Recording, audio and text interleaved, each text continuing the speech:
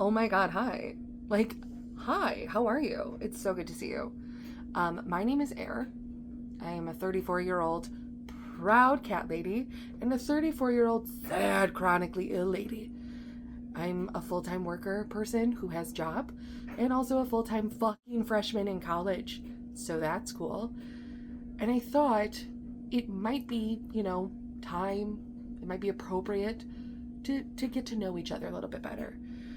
But here's the thing, I will say that I haven't really built a community quite yet. So I'm asking myself questions. So you might not want to know any of this, but I feel like it's important. Is that embarrassing? No? But don't worry, I'm not just going to sit here and answer fucking questions, okay? Because that's crazy. That's diabolical, and it's also rude. We're going to bedazzle my lampshade, though. This is me now. This is me. Look at her. Look at her. Jealous that you don't look like my lampshade? Because I am. I want to be my lampshade.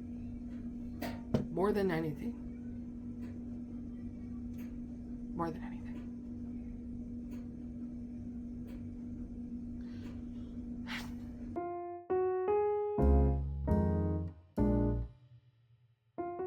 Also, I am using B7000 glue.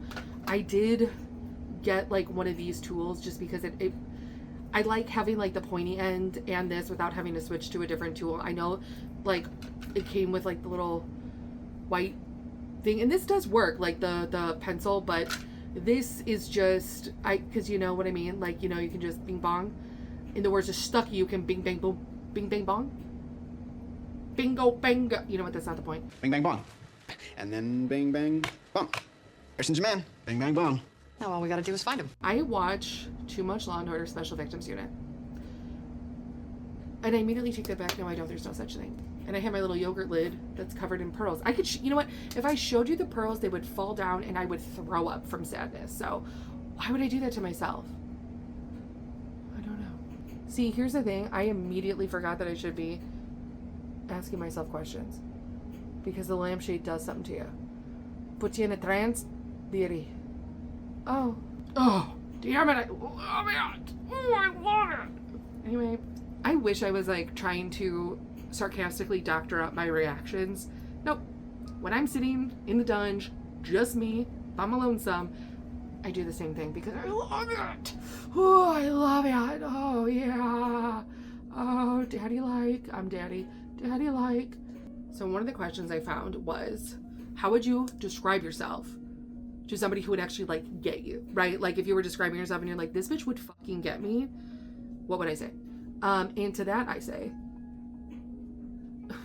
immediately go silent, but there's glue. I would describe myself as somebody who spent a long time being anything other than their authentic self. I'm talking, and again, I'm 34 in human years. And I'm talking up until probably 27. I was whoever anybody else needed me to be. So somebody who actually gets me, right? I should probably stick to the question. To somebody who actually gets me, I would say I am genuinely fucking crazy. I don't know. There's no nice way to put it, right? Like I'm crazy. I say weird shit. I'm eccentric. I'm a little bit dramatic. I am like ridiculously loyal to the people that I love. I treat my friends like they're my family, and I treat my family like they're the best thing that's ever happened to me. Like I am a very sentimental person. If I hold you at all, I hold you dearly, and I'm going to try and make you smile. I'm going to try and make you laugh, but I also want to be to you the friend that you are to me. Okay, so another question I found. What age do you feel mentally versus physically? I would say mentally, I don't know. I feel 34. Like, I don't know if anything actually feels 34. I feel like 34 is like an invisible number. Huh. Anyway, but I think physically I feel about 150. I feel physically 6 months dead. What is your toxic trait? I feel like some people might say my toxic trait is that like I'm hella dramatic and talk too fucking much, but I don't consider that a toxic trait. I would, I don't know, like, is being a cat lady, is loving your cats too much toxic? Maybe, actually. So probably that. I don't, yeah. I'm not saying I'm not toxic. I'm just saying I'm not self-aware. Ass fuck. You gotta stay down. Just conform. Conform, papa. Okay, yeah. In the fucking dumbest section. Oh my god. Got it. Thank you. Okay. Another one. What brings you joy? For like literally no reason. Does bedazzling count? I'm trying to you know what it is? My fucking chom chom. Bitch, yes. I have one of those things where it's like a little chom chom and you do that to get the fucking the cat hair off of your shit because again, crazy cat lady, can't stress it enough, love cats. And so and I only have 2 cats. That's annoying. Anyway, and you chom chom it. And I love it so much. And then I literally go, chom chom. And I actually make that sound when I'm alone in my home. Chom chom. And then I look at the boy, my cat, and I go, chom chom. And then he's like, and then I look at Jan, my other cat, and I go, chom chom. And then she's like, ah. And then I go into my mom's room when she's sleeping, and I go, chom chom. And she goes, ah. And so there's that. Since I brought it up, I feel like maybe we should expand upon the topic.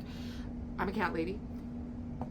And I feel like it's important that you know about my cats because why would you not want to? They're adorable and they're amazing and you're jealous of them. So first I have my girl. Her name is Janet Lorraine. So when I went to the cat orphanage with like just, I was like, I'm getting me a fucking cat today. I was living in Iowa for work and I was like, I'm getting me a fucking cat. I'm doing it. And so I did it. And so I went there and there was this fucking calico cat with the biggest green eyes screaming her ass off. And I was like, that's my girl.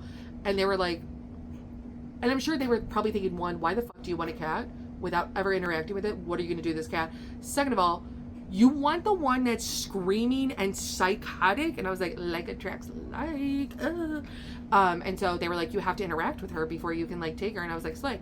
So then they took her out and like she just like handed her to me. And I received the cat and she just stuck her whole arm down my throat. And I was like, ugh, that's my baby. And then I was like, put her in a to-go box. This bitch is mine. So we chipped her, we got her, and I loved her. 2 weeks later, back at a different cat orphanage. Because I felt bad. Here's the thing. 2 weeks, it's like, that's crazy, right? Yeah, but also, once you have one, they're like fucking potato chips. I just love them.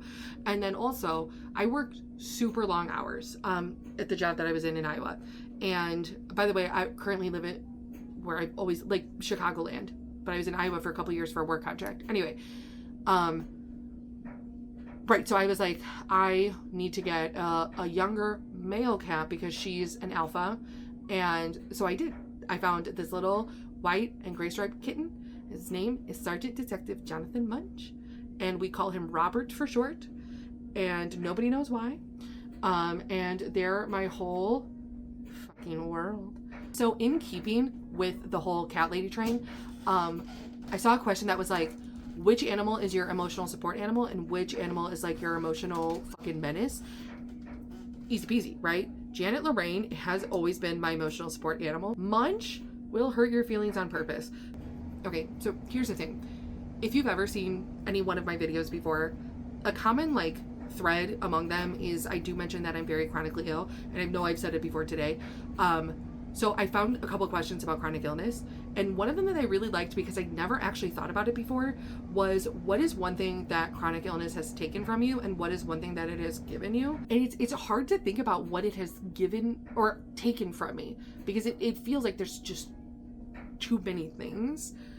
I would say right now the biggest thing that it's taken from me is like my spark.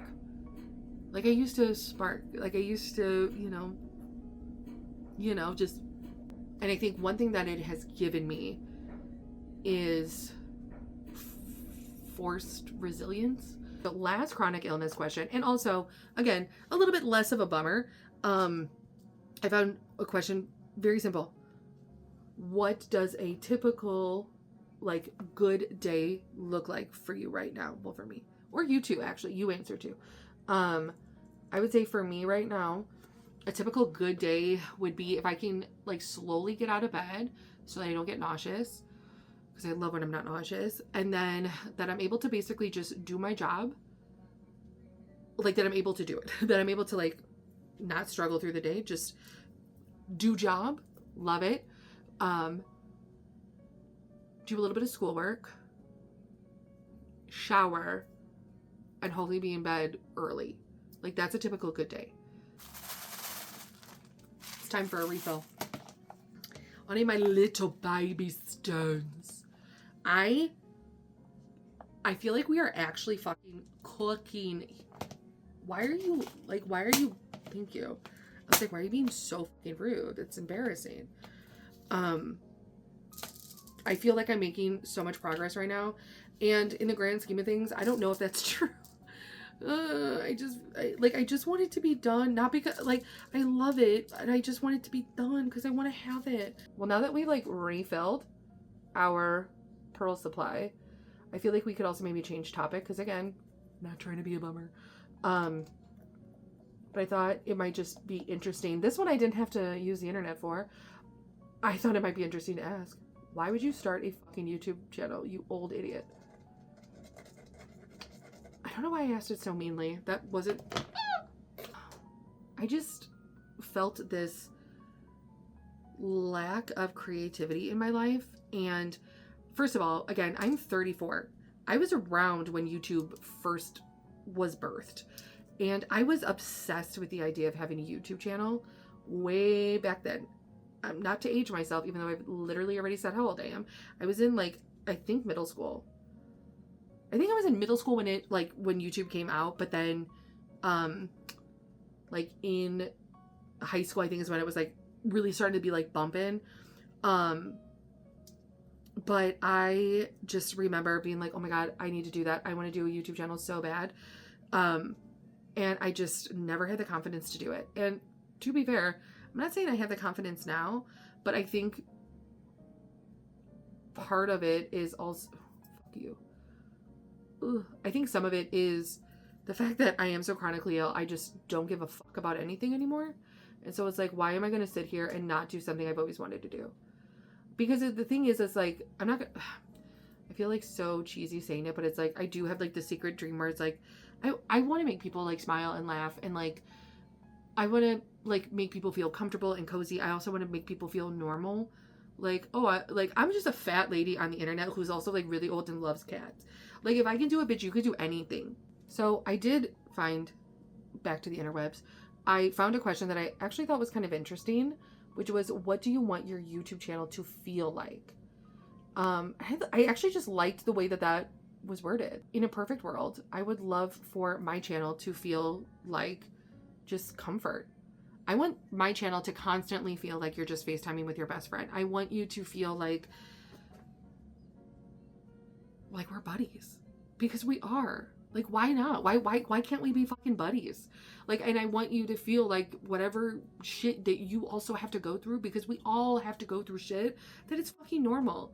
And whatever you feel is fucking normal and you're okay. Like, I just want people to feel safe here. I want people to feel safe. I want everybody to feel welcome. I want everyone to feel like them showing up here and being themselves is all that's ever required. I hope this wasn't terribly boring. I do hope that if you are a little goblin like me who loves grandma hobbies, that perhaps, again, we become best friends and you stick around for a little while. And I hope maybe you got to know me a little bit and that we're still best friends. Like, I'm so worried that you're like, ew, it's crazy, it's gross, it's boring. I'm not boring. I was trying to be like normal. And it feels wrong and it feels weird. I'm crawling out of my skin. I don't want to be normal. Anyway, this was like, this like feels very vulnerable. It's weird. I gotta stop saying vulnerable. It's starting to sound like it's not even a word anymore. Vulnerable. I have to go have split pea soup immediately. Anyway, until the next one, have a great apple and sandwich. Bing, bang, bong. And then bing, bang, bong. Ever since your man. Bing, bang, bong.